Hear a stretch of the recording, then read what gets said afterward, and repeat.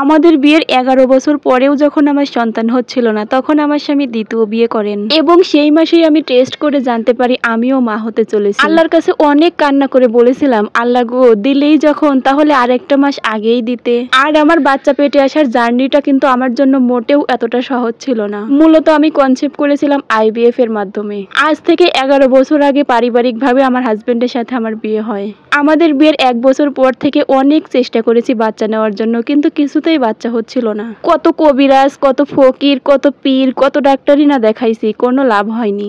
এরপর আমরা বড় একটা গাইনি ডাক্তারের কাছে যাই। তখন ডাক্তার আমাদের কিছু টেস্ট করে রিপোর্ট করাতে বলে। আমরা স্বামী স্ত্রী দুজনেই মিলে সবগুলো পরীক্ষা করে তারপর ডাক্তারকে দেখাই। ডাক্তার আমাদের রিপোর্ট দেখে বলে আমার জন্য নাকি বাচ্চা হচ্ছে না, সমস্যাটা নাকি আমার, কারণ আমার হাজবেন্ডের কোনো রকম কোনো সমস্যা ছিল না। তবে ডক্টর আমাদের বলে আমি হয়তো বা মা হতে পারবো, কিন্তু এরকম স্বাভাবিকভাবে না, IVF এর মাধ্যমে। চাইলে আপনারা ঢাকা ফার্টিলিটি হাসপাতাল থেকে IVF করাতে পারেন। এটাই হবে আপনার স্ত্রীর জন্য শেষ চিকিৎসা। যদি আপনারা চান তাহলে করাইতে পারেন। যেই দিন থেকে আমার হাজবেন্ড জানতে পারছে তার কোনো সমস্যা নেই, সেই দিন থেকে শুরু হয় আমার জীবনের বিশ্বযুদ্ধ। কারণ এরপর থেকে আমার স্বামী কেমন জানি আমাকে সহ্যই করা পারতো না। আমি যদি আমার স্বামীকে IVF করার কথা বলতাম, তাহলে আমাকে বলতো সমস্যাটা তো তোর বাবার বাড়ি থেকে টাকা এনে IVF কর, আমার তো কোনো সমস্যা নেই, শুধু শুধু আমি তোর পিছনে 10 লক্ষ টাকা কেন ফুরাবো? আজকে যদি আমি বিয়ে করি 1 মাস পরেই আমি বাবা হতে পারবো, কেন তোর পিছনে আমার এত টাকা ফুরাতে হবে? তোর পিছনে আমি যত টাকা ফুরাবো সেই টাকা দিয়ে আমি 1 কাঠা জমি কিনতে পারবো। আমার স্বামীর মুখে এইসব কথা শোনার পর আমি তাকে পায়ে ধরে অনেক বোঝাইছি, দেখো এত সম্পদ দিয়ে আমাদের কি হবে যদি একটা সন্তানই না থাকে। আমার স্বামী আমাকে বলতো সন্তান নেই কি হয়েছে, আমি বিয়ে করব, সন্তান তো হবেই। বলে রাখা ভালো, আমার স্বামীর কাছে কিন্তু 10 লক্ষ টাকা বের করা তেমন কোনো কঠিন কাজ ছিল না, কারণ আমার স্বামীর মোটামুটি অর্থ সম্পদ ভালোই ছিল। আমার স্বামী হসপিটালের বড় একজন ফার্মেসির মালিক ছিলেন, কিন্তু টাকা পয়সা থাকলেই তো হয় না, তার মন মানসিকতা ছিল না। এরপর আমি আমার বাবার বাড়িতে যাই, যে আমার বাবা মা সবাইকে বলি, অনেক কান্নাকাটি করি। আমার ভাই, আমার বোন আমাকে কিছু পরিমাণ টাকা দেয়। আর যেহেতু আমার বাবা মা দুজনেই বেঁচে ছিলেন, আমার বাবার চাষের 1 টুকরো জমি বিক্রি করে আমার বাবা আমাকে টাকা দেয়, কারণ আমার বাবা মা চাইতো আমার মেয়ের সংসারটা যেন কিছুতেই ভেঙে না যায়। কারণ আজ 11 বছর যাবত ধরে আমার বিয়ে হয়েছে, একটাও সন্তান নেই। আমার পিছনে আমার ছোট বোনের বিয়ে হয়েছে, ওর 2টা বাচ্চা। আমার ছোট ভাইয়ের বিয়ে হয়েছে, ওর 1টা বাচ্চা। অথচ আমার এতদিন যাবত ধরে বিয়ে হওয়ার পরেও কোনো সন্তান নেই। আমার কষ্টে আমার বাবা মাও অনেক কষ্ট পেত। আমার বাবার জমি বিক্রির টাকা দিয়ে তারপর আমরা IVF শুরু করি। যদিও IVF করতে কিন্তু স্বামী স্ত্রী দুজনকেই লাগে। আমি আমার স্বামীকে অনেক কষ্টে রাজি করিয়েছি। IVF প্রসেসিং এ ছেলেদের শুধুমাত্র একটা মেজর ছোট্ট অপারেশন করে, আর একটা মেয়েকে যদি IVF করা হয়, তাকে যেই দিন থেকে IVF করা হবে সন্তান না হওয়া পর্যন্ত তাকে ট্রিটমেন্ট নিতে হয়। বলে রাখা ভালো, আমাদের ডক্টর বলেছিল IVF করতে 7 লক্ষ টাকা লাগবে, আর 7 লক্ষ টাকাই আমি আমার বাবার বাড়ি থেকে এনেছিলাম। আমার স্বামী এইখানে একটা টাকাও খরচ করেনি। এরপর আমার ঢাকা ফার্টিলিটি হাসপাতালে IVF এর প্রসেসিং শুরু হয়। আল্লাহর অশেষ রহমতে IVF টা সম্পূর্ণ হলেও আমি সেই মাসে কিন্তু কনসেপ্ট করতে পারিনি, কারণ আমার জরায়ুতে অধিক পরিমাণ সিস্ট ছিল, যার কারণে সেই মাসে আমার কনসেপ্ট হয়নি। ডক্টর আমাদের বলেছিল প্রথমবারে যদি কনসেপ্ট না হয় তাহলে দ্বিতীয়বারও চেষ্টা করা যায়। এইবার আমার দ্বিতীয়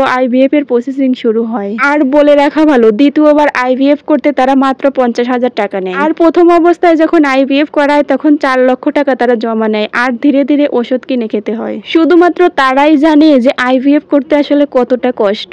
আমার দ্বিতীয়বার IVF করতে আমার স্বামীকে প্রয়োজন হয়নি, কারণ প্রথমবারের কিটগুলো তারা ধরে রেখেছিল। এরপর আমার দ্বিতীয়বারের মতো IVF শুরু হয়, কিন্তু তখন আমার স্বামীর বিশ্বাস ভেঙে যায় যে IVF এর মাধ্যমে সন্তান হয় না। আমার স্বামী আমাকে বলতো এই ধরনের নাটক করা একদম বন্ধ করে দাও। তখন আমি তাকে বলতাম তোমার সমস্যা কোথায়, তুমি তো আমাকে একটা টাকাও দিচ্ছ না IVF করার জন্য। এই বলে আমার স্বামীর সাথে আমার অনেক কথা কাটাকাটি হয়। তারপর দিন যে আমার স্বামী আবার বিয়ে করে নিয়ে আসে, যদিও তার বিয়ে করার সিদ্ধান্ত অনেক আগে থেকেই ছিল, শুধুমাত্র আমার রিকোয়েস্টের কারণে সে আমার IVF পর্যন্ত বিয়ে করেনি। আর যেই দিন IVF করা হয় তার 28 দিন পর বোঝা যায় যে কনসেপ্ট হয়েছে কিনা। আমার স্বামীর কাছে আর 28 দিনই ধৈর্য কোলালো না। যেই দিন আমার IVF এর 20 দিন, সেই দিন আমার স্বামী বিয়ে করে। ঠিক 8 দিন পরে আমি টেস্ট করে জানতে পারি আমি কনসেপ্ট করেছি, আমিও মা হতে চলেছি। কিন্তু এতদিন পরে মা হতে চলেছি তেমন খুশি লাগতেছিল না, কারণ আমি কিভাবে খুশি হব? আমি আজ 11 বছর পর মা হব, অথচ আমার হাজবেন্ড সে অন্য কারোর।